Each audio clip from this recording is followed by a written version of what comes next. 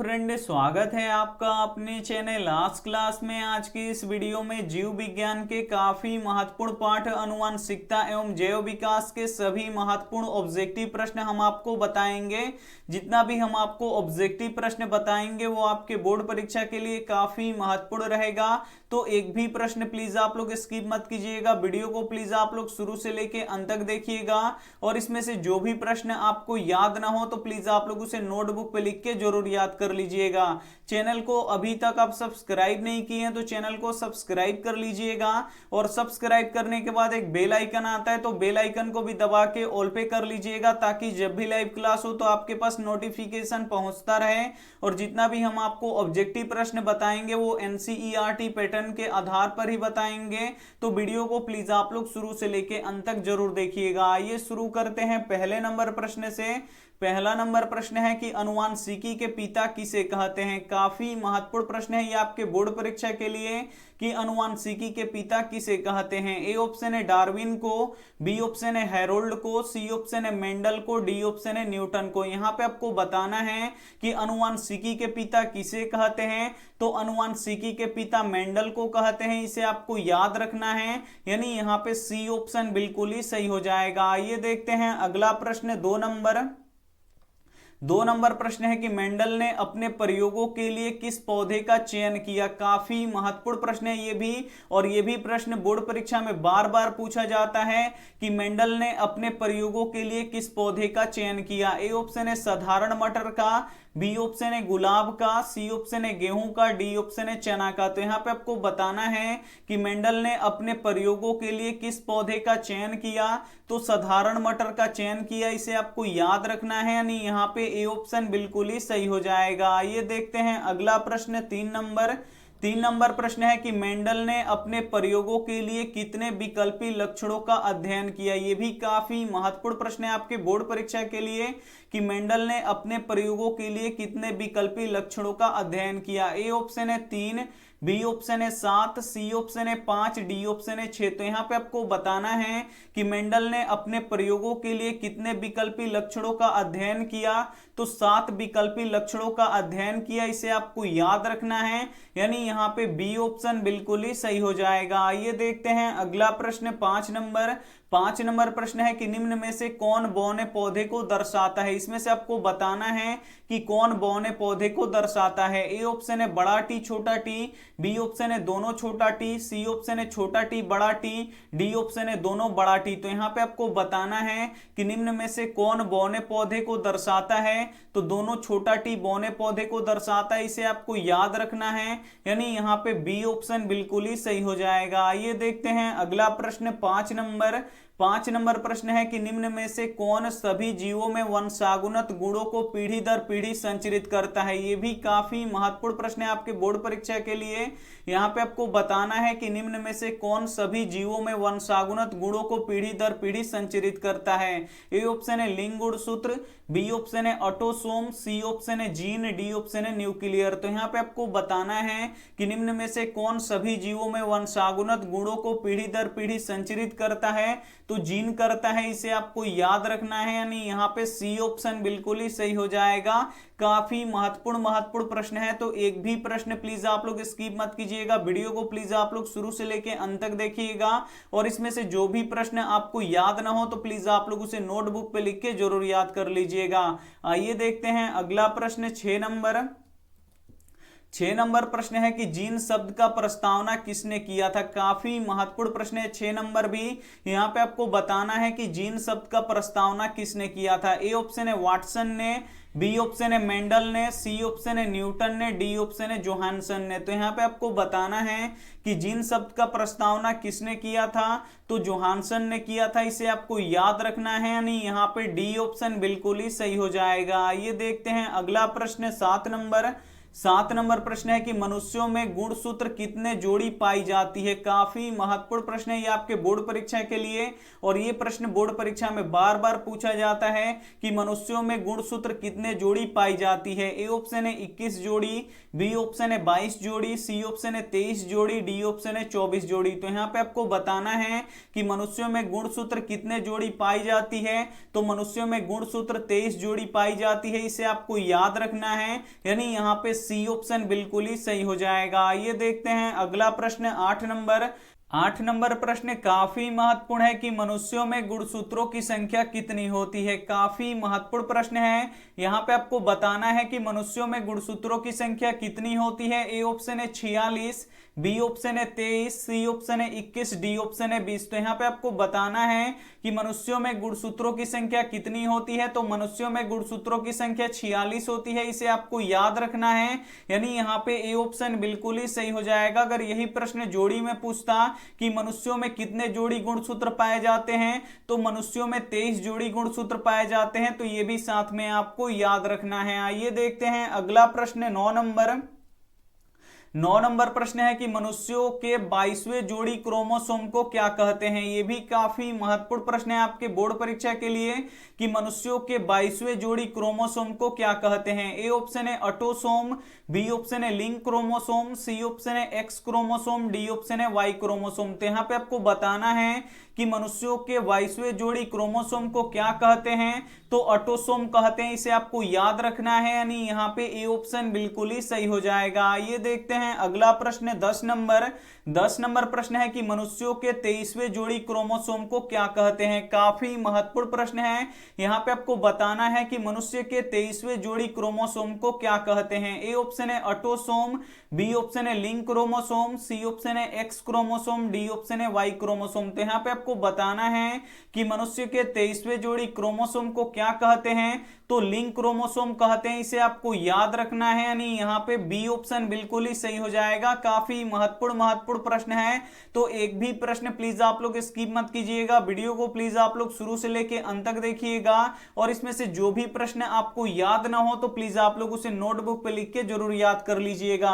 आइए देखते हैं अगला प्रश्न 11 नंबर प्रश्न है कि स्त्रियों का लिंग गुणसूत्र होता है। काफी महत्वपूर्ण प्रश्न है, और यह प्रश्न बोर्ड परीक्षा में बार बार पूछा जाता है कि स्त्रियों का लिंग गुणसूत्र होता है। ए ऑप्शन है XX, बी ऑप्शन है XY, सी ऑप्शन है दोनों, डी ऑप्शन है इनमें से कोई नहीं। तो यहाँ पे आपको बताना है कि स्त्रियों का लिंग गुणसूत्र होता है, तो स्त्रियों का लिंग गुणसूत्र XX होता है, इसे आपको याद रखना है, यानी यहाँ पे ए ऑप्शन बिल्कुल ही सही हो जाएगा। ये देखते हैं अगला प्रश्न 12 नंबर प्रश्न है कि पुरुषों का लिंग गुणसूत्र होता है। ये भी काफी महत्वपूर्ण प्रश्न है, और ये भी प्रश्न बोर्ड परीक्षा में बार बार पूछा जाता है कि पुरुषों का लिंग गुणसूत्र होता है। ए ऑप्शन है XX, बी ऑप्शन है XY, सी ऑप्शन है दोनों, डी ऑप्शन है इनमें से कोई नहीं। तो यहाँ पे आपको बताना है कि पुरुषों का लिंग गुणसूत्र होता है, तो पुरुषों का लिंग गुणसूत्र XY होता है, इसे आपको याद रखना है, यानी यहाँ पे बी ऑप्शन बिल्कुल ही सही हो जाएगा। और स्त्रियों का लिंग गुणसूत्र क्या होता है, तो XX होता है, तो इसे भी साथ में आपको याद रखना है। आइए देखते हैं अगला प्रश्न 13 नंबर प्रश्न है कि मानव का उद्भव कहाँ हुआ था। यह भी काफी महत्वपूर्ण प्रश्न है, यहाँ पे आपको बताना है कि मानव का उद्भव कहाँ हुआ था। ए ऑप्शन है अमेरिका में, बी ऑप्शन है अफ्रीका में, सी ऑप्शन है इंडोनेशिया में, डी ऑप्शन है ऑस्ट्रेलिया में। तो यहाँ पे आपको बताना है कि मानव का उद्भव कहाँ हुआ था। तो मानव का उद्भव अफ्रीका में हुआ था, इसे आपको याद रखना है, यानी यहाँ पे बी ऑप्शन बिल्कुल ही सही हो जाएगा। ये देखते हैं अगला प्रश्न 14 नंबर प्रश्न है कि प्राकृतिक संसाधन है। काफी महत्वपूर्ण प्रश्न है, इसमें से आपको बताना है कि कौन प्राकृतिक संसाधन है। ए ऑप्शन है वन, बी ऑप्शन है जल, सी ऑप्शन है कोयला, डी ऑप्शन है सभी। तो इसमें से आपको बताना है कि कौन प्राकृतिक संसाधन है। तो वन भी प्राकृतिक संसाधन है, जल भी प्राकृतिक संसाधन है, कोयला भी प्राकृतिक संसाधन है,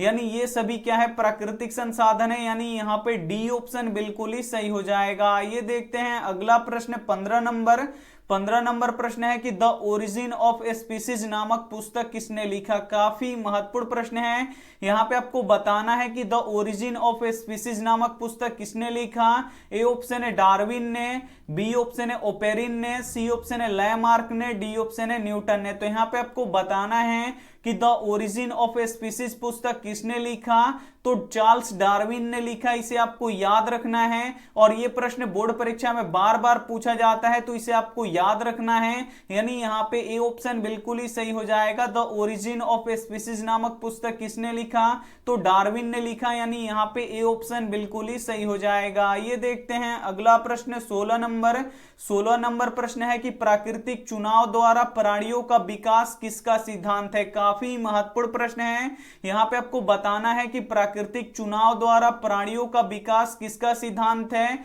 ए ऑप्शन है डार्विनवाद का, बी ऑप्शन है ओपेरिनवाद का, सी ऑप्शन है लैमार्कवाद का, डी ऑप्शन है न्यूटन का। तो यहां पे आपको बताना है कि प्राकृतिक चुनाव द्वारा प्राणियों का विकास किसका सिद्धांत है, तो ये डार्विनवाद का है। इसे आपको याद रखना है। यानी यहां पे ए ऑप्शन बिल्कुल ही सही हो जाएगा। ये देखते हैं अगला प्रश्न 17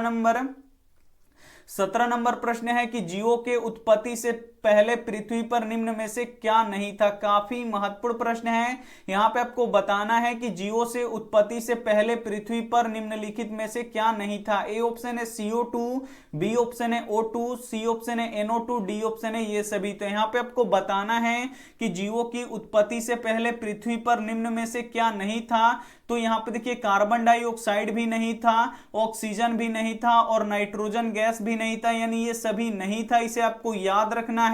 यानी यहां पे डी ऑप्शन बिल्कुल ही सही हो जाएगा। ये देखते हैं अगला प्रश्न 18 नंबर प्रश्न है कि डेंगू उत्पन्न करने वाला मच्छर किस तरह के जल में पनपता है। काफी महत्वपूर्ण प्रश्न है आपके बोर्ड परीक्षा के लिए कि डेंगू उत्पन्न करने वाला मच्छर किस तरह के जल में पनपता है। ए ऑप्शन है खारा जल में, बी ऑप्शन है साफ जल में, सी ऑप्शन है गंदा जल में, डी ऑप्शन है इनमें से कोई नहीं। और यह भी प्रश्न बोर्ड परीक्षा में बार बार पूछा गया है कि डेंगू उत्पन्न करने वाला मच्छर किस तरह के जल में पनपता है, तो साफ जल में पनपता है। इसे आपको याद रखना है। यानी यहां पे बी ऑप्शन बिल्कुल ही सही हो जाएगा। ये देखते हैं अगला प्रश्न 19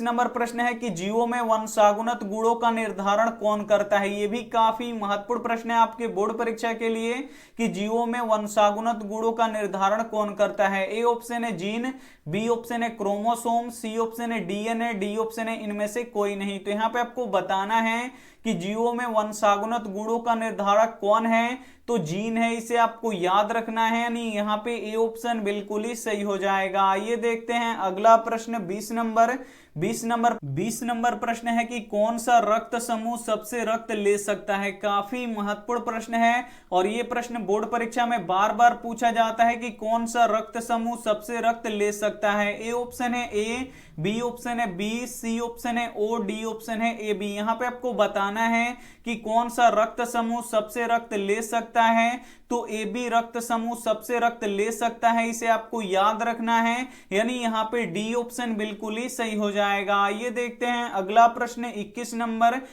नंबर प्रश्न है कि कौन सा रक्त समूह सबको रक्त दे सकता है। काफी महत्वपूर्ण प्रश्न है और यह भी प्रश्न बोर्ड परीक्षा में बार बार पूछा गया है कि कौन सा रक्त समूह सबको रक्त दे सकता है। ए ऑप्शन है ए, बी ऑप्शन है बी, सी ऑप्शन है ओ, डी ऑप्शन है ए बी। तो यहां पे आपको बताना है कि कौन सा रक्त समूह सबको रक्त दे सकता है, तो जो ओ है ये सबको रक्त दे सकता है। इसे आपको याद रखना है। यानी यहां पे सी ऑप्शन बिल्कुल ही सही हो जाएगा। काफी महत्वपूर्ण प्रश्न है। तो एक भी प्रश्न प्लीज आप लोग स्किप मत कीजिएगा। वीडियो को प्लीज आप लोग शुरू से लेके अंत तक देखिएगा और इसमें से जो भी प्रश्न आपको याद ना हो तो प्लीज आप लोग उसे नोटबुक पे लिख के जरूर याद कर लीजिएगा। आइए देखते हैं अगला प्रश्न 22 नंबर प्रश्न है कि किसी जीव की जीनी संरचना कहलाती है। काफी महत्वपूर्ण प्रश्न है। यहां पे आपको बताना है कि किसी जीव की जीनी संरचना कहलाती है। ए ऑप्शन है फेनोटाइप, बी ऑप्शन है जीनोटाइप, सी ऑप्शन है जेनेटिक्स, डी ऑप्शन है इनमें से कोई नहीं। तो यहां पे आपको बताना है कि किसी जीव की जीनी संरचना कहलाती है, तो किसी जीव की जीनी संरचना जीनोटाइप कहलाती है। इसे आपको याद रखना है। काफी महत्वपूर्ण प्रश्न है। यानी यहां पे बी ऑप्शन बिल्कुल ही सही हो जाएगा। ये देखते हैं अगला प्रश्न 23 नंबर प्रश्न है कि मनुष्यों का सबसे करीबी संबंधी कौन है। काफी महत्वपूर्ण प्रश्न है। यहां पे आपको बताना है कि मनुष्यों का सबसे करीबी संबंधी संबंधी कौन है? ए ऑप्शन है पक्षी, बी ऑप्शन है मछली, सी ऑप्शन है चिंपैंजी, डी ऑप्शन है बिल्ली। तो यहाँ पे आपको बताना है कि मनुष्य का सबसे करीबी संबंधी कौन है, तो चिंपैंजी है, इसे आपको याद रखना है, काफी महत्वपूर्ण प्रश्न है, यानी यहाँ पे सी ऑप्शन बिल्कुल ही सही हो जाएगा। ये देखते हैं अगला प्रश्न 24 नंबर। 24 नंबर प्रश्न है कि वह प्रक्रम जिसके द्वारा नए जीव उत्पन्न होते हैं उसे क्या कहते हैं? काफी महत्वपूर्ण प्रश्न है। यहाँ पे आपको बताना है कि वह प्रक्रम जिसके द्वारा नए जीव उत्पन्न होते हैं उसे क्या कहते हैं? ए ऑप्शन है जनन, बी ऑप्शन है लैंगिक जनन, सी ऑप्शन है अलैंगिक जनन, डी ऑप्शन है वृद्धि। तो यहाँ पे आपको बताना है कि वह प्रक्रम जिसके द्वारा नए जीव उत्पन्न होते हैं उसे क्या कहते हैं? तो उसे जनन कहते हैं, आपको याद रखना है, यानी यहाँ पे ए ऑप्शन बिल्कुल ही सही हो जाएगा। ये देखते हैं अगला प्रश्न 25 नंबर। 25 नंबर प्रश्न है कि जीवाश्म विज्ञान में किसका अध्ययन होता है? काफी महत्वपूर्ण प्रश्न है। यहाँ पे आपको बताना है कि जीवाश्म विज्ञान में किसका अध्ययन होता है। ए ऑप्शन है जीवाश्मों का, बी ऑप्शन है समुद्री जीवों का, सी ऑप्शन है पक्षियों का, डी ऑप्शन है पेड़ पौधों का। तो यहाँ पे आपको बताना है कि जीवाश्म विज्ञान में किसका अध्ययन होता है, तो जीवाश्मों का अध्ययन होता है, इसे आपको याद रखना है, यानी यहाँ पे ए ऑप्शन बिल्कुल ही सही हो जाएगा। यहाँ पे हम आपको 25 ऑब्जेक्टिव प्रश्न बता चुके हैं जो आपके बोर्ड परीक्षा के लिए काफी महत्वपूर्ण है। तो अगर इसमें से जो भी प्रश्न आपको याद ना हो तो प्लीज आप लोग उसे नोटबुक पे लिख के जरूर याद कर लीजिएगा, क्योंकि जितना हम पढ़ाते हैं बिल्कुल इसी से बोर्ड परीक्षा में प्रश्न आपसे पूछे जाएंगे।